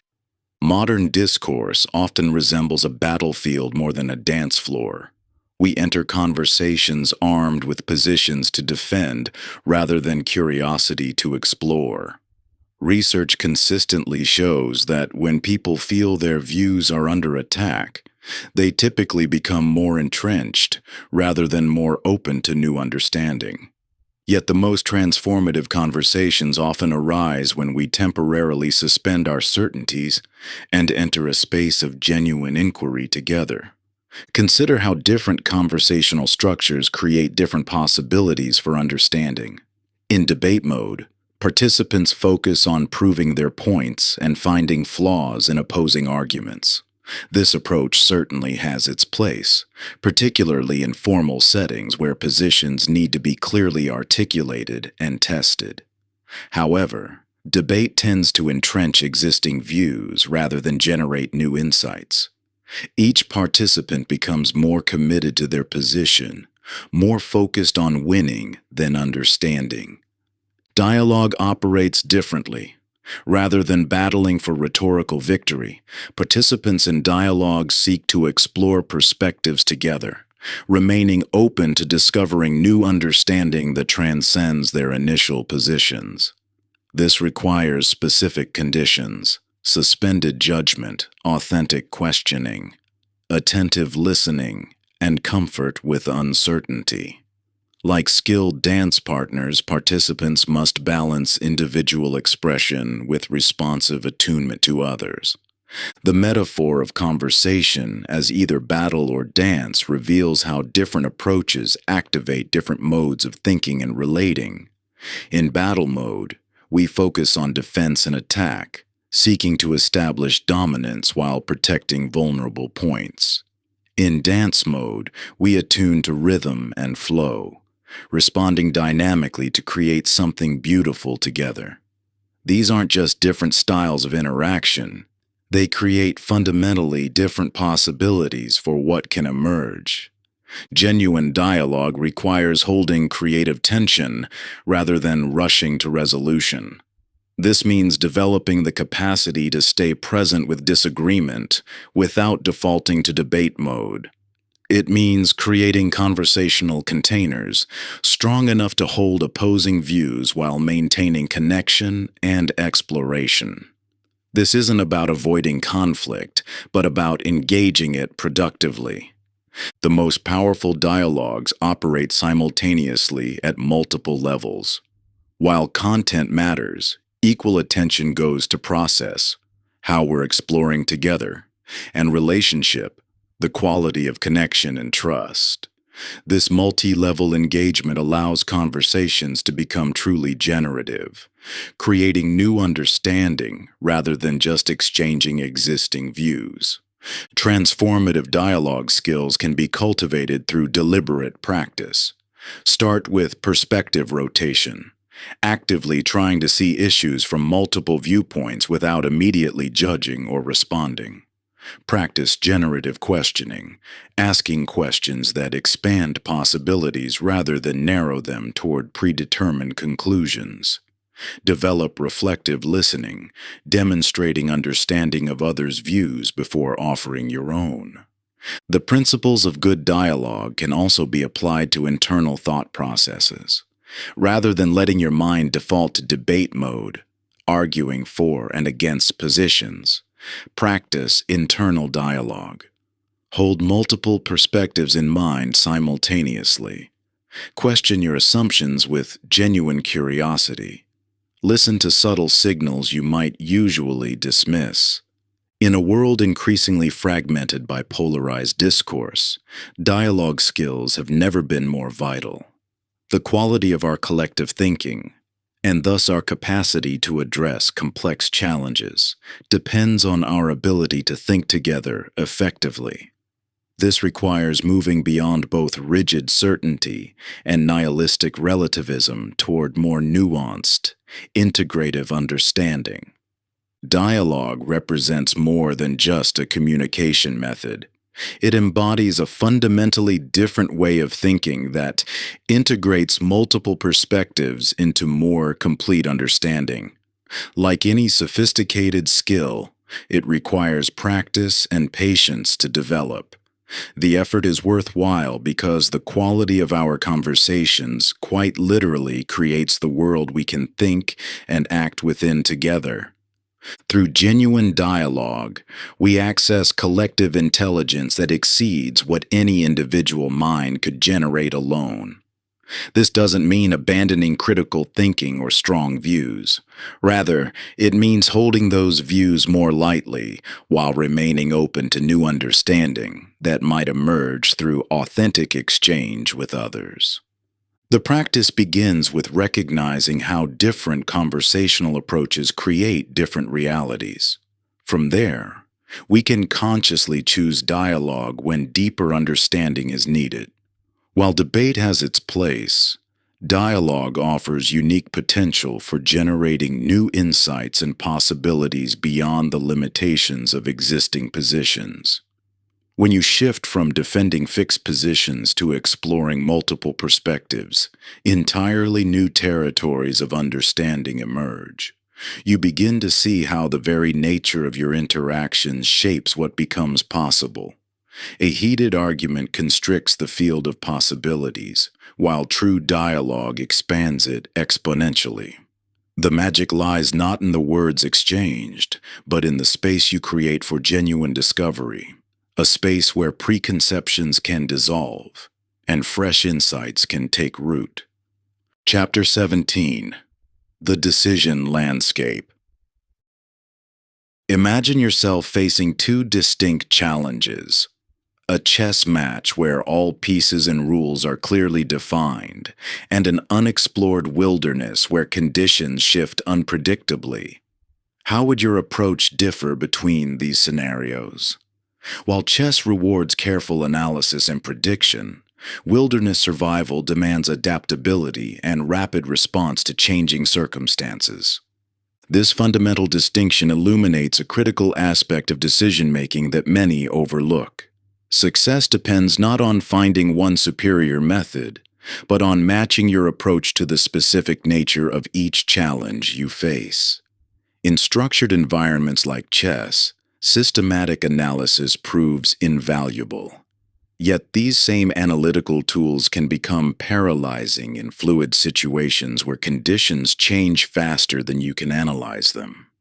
The modern world increasingly presents us with challenges that resist traditional analysis. Markets shift overnight, technologies transform industries, and social dynamics evolve at unprecedented speeds. These complex environments demand fundamentally different decision approaches than simpler, more stable challenges. Consider how different decision contexts require distinct approaches. In well-defined situations with clear rules and stable conditions, analytical methods shine. You can gather data, evaluate options systematically, and optimize your choice based on known parameters. However, in ambiguous situations where crucial information remains unknown or constantly changes, rigid analysis can become a liability rather than an asset. This isn't to diminish the value of analytical thinking.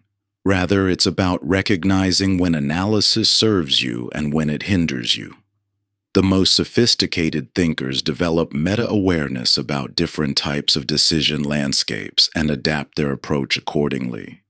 Think of decision-making like navigation across varied terrain. You wouldn't use the same tools to cross a desert that you'd use to climb a mountain or sail an ocean. Each environment demands specific approaches and equipment. Similarly, different decision landscapes require distinct mental tools and strategies. Complex environments particularly challenge our conventional decision-making wisdom. These situations involve multiple interacting variables where cause and effect relationships remain unclear until after the fact. Traditional analysis often fails here because by the time you've gathered enough data to make a perfect decision, the situation has already changed. Instead of seeking perfect solutions in complexity, effective decision-makers often employ strategies of rapid experimentation and adaptation. They make smaller, reversible decisions that allow for learning and adjustment rather than betting everything on one supposedly optimal choice. This connects to a deeper truth about decision-making. Wisdom often lies not in knowing the right answer, but in having reliable processes for navigating different types of uncertainty. Rather than seeking certainty where none exists, sophisticated thinkers develop comfort with ambiguity and tools for making sound judgments despite incomplete information. The meta skill of recognizing what type of decision landscape you face proves crucial. Are you dealing with a simple situation where standard procedures apply? A complicated challenge requiring expert analysis? A complex environment demanding experimentation and adaptation? Or a chaotic scenario requiring rapid response before any analysis? Each of these contexts demands different approaches, and problems arise when we apply methods unsuited to the situation. Analysis paralysis often comes from treating a complex, time-sensitive situation as if it were a complicated puzzle that could be solved with enough study. Conversely, relying purely on intuition in situations that genuinely require careful analysis can lead to preventable errors. The key lies in developing flexibility across multiple decision approaches and the wisdom to match methods to contexts. This means building a toolkit that includes both analytical and intuitive capabilities, along with the meta-awareness to deploy them appropriately. Think of this as developing different types of intelligence that you can activate as needed. Analytical intelligence serves you in stable, well-defined situations. Emotional intelligence helps navigate ambiguous social dynamics. Creative intelligence enables novel solutions in unprecedented situations. And meta-intelligence helps you determine which type of thinking best serves each unique challenge. The most sophisticated decision-makers move fluidly between these different modes as circumstances demand. They recognize that no single approach works universally, and that true confidence comes not from always knowing the right answer, but from having reliable processes for navigating different types of uncertainty. This capacity for flexible response becomes increasingly valuable as our world grows more complex and interconnected. The challenges we face increasingly resist simple solutions or universal approaches. Success requires developing not just stronger analytical capabilities, but greater wisdom about when and how to apply different decision tools. Chapter 18: The Integrated Mind. When have you felt most mentally clear? Take a moment to recall a time when your thinking seemed effortlessly precise and comprehensive. Paradoxically, these peak moments of clarity often arise not from rigidly applying specific techniques, but from instances when different aspects of mind naturally align and work in harmony. Like expert weavers creating a tapestry whose beauty transcends its individual threads. True critical thinking emerges from the integration of diverse mental capacities, rather than mastering each in isolation. Just as each thread contributes its unique qualities to the whole, different modes of thinking, analytical, intuitive, creative, practical, combined to create understanding greater than any single approach could achieve.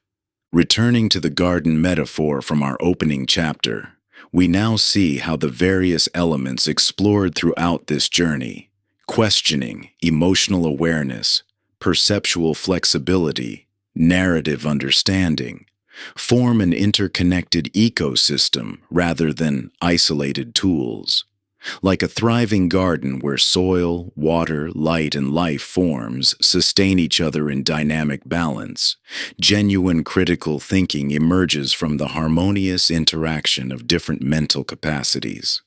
This integration cannot be forced through rigid methodology.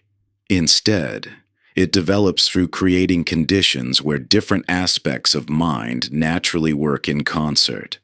Just as a healthy garden doesn't require forcing plants to grow, but rather providing optimal conditions for their natural development, mental clarity emerges when we cultivate environments where different thinking modes can contribute their unique strengths. The weaving metaphor reveals how mental sovereignty comes not from technique, but from integration. Consider how a master weaver creates beauty not by dominating the threads, but by understanding how different fibers can complement each other. Similarly, sophisticated thinking emerges not from forcing yourself to think in one correct way, but from developing the flexibility to draw on different mental models as situations require. This wisdom manifests as fluid movement between different types of thinking, rather than rigid adherence to any single approach. In rapidly changing situations, intuitive pattern recognition might serve better than detailed analysis. For complex technical challenges, systematic reasoning could prove essential. The key lies not in declaring one mode superior, but in matching your approach to the specific demands of each context. The highest form of critical thinking thus reveals itself not as the dominance of logic over emotion or intuition over analysis, but as their harmonious coordination under the guidance of meta-awareness. Your capacity to observe and direct your own thinking processes. This meta-awareness allows you to recognize which mental modes serve best in different situations and to shift between them fluidly as circumstances require. The contextual wisdom practice develops this integration through deliberate attention to how different thinking styles serve different situations. By consciously experimenting with analytical, intuitive, creative, and practical approaches across various challenges, you develop greater flexibility in matching methods to context. Regular reflection on how well different approaches serve different situations builds metacognitive capacity, while attention to internal conditions helps you cultivate states that support different thinking modes when needed. This development of an integrated mind represents an ongoing journey rather than a destination. Each small improvement creates rippling benefits across all dimensions of life, gradually transforming how you engage with challenges and opportunities. The garden of mind flourishes not through rigid control, but through appropriate cultivation of natural capacities, allowing each aspect to contribute its unique strengths to the whole. True mental sovereignty emerges not from independence from influence, but from the capacity to engage with life from a place of centered awareness and flexible response. Like a well-tended garden that remains resilient through changing seasons, an integrated mind maintains clarity and effectiveness across varying circumstances by drawing appropriately from its diverse capacities. Through this integration, the transformative promise made at the beginning of our journey reveals itself, not as the mastery of specific techniques, but as the development of harmonious coordination between different aspects of mind. This represents the essence of critical thinking, not rigid methodology, but fluid responsiveness guided by growing meta-awareness and contextual wisdom. Conclusion. As we return to where our journey began, Picture that overgrown mental garden we first encountered. What seemed like an overwhelming tangle of cognitive weeds, emotional vines, and the invasive species of borrowed opinions has transformed through your dedicated attention and cultivation.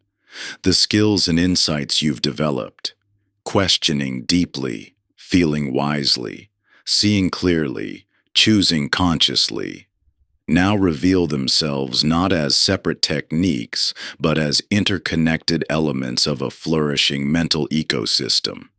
Like any thriving garden, your mind now demonstrates how apparently distinct elements actually nourish and support each other.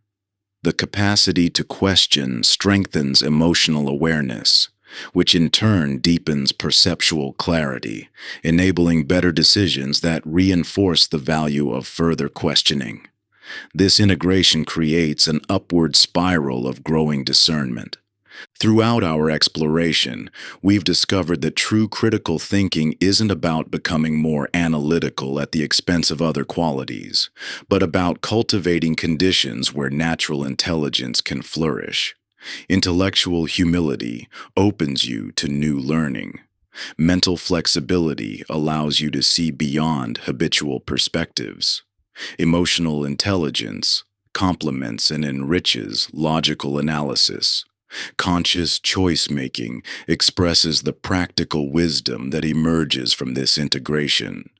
Many mistake critical thinking for cold rationality that disconnects you from feeling and intuition. But genuine discernment actually deepens your connection with both yourself and others by integrating different ways of knowing into a more complete understanding.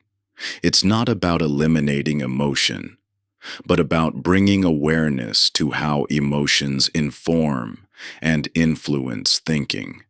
Remember that this journey toward mental clarity has no final destination. It's an ongoing process of cultivation and refinement. The goal isn't perfection, but progressive improvement through sustained attention to how you think. Each small enhancement in thinking quality creates expanding ripples of positive change across all dimensions of life, from daily decisions to your deepest questions of meaning and purpose. True intellectual sovereignty isn't isolation from influence, but the capacity to engage with ideas from centered awareness, discerning what serves truth and growth from what distorts understanding. You possess an innate capacity for clear perception when freed from automatic patterns and external manipulation.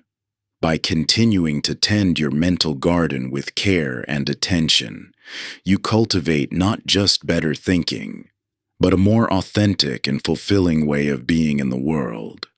The choice to think clearly is both a responsibility and a joy, one that becomes easier and more natural with practice.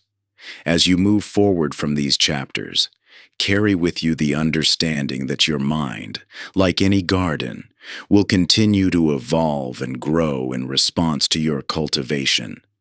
Trust in your capacity to discern truth, embrace uncertainty as the space where wisdom grows, and remember that every moment offers an opportunity to think more clearly and choose more consciously.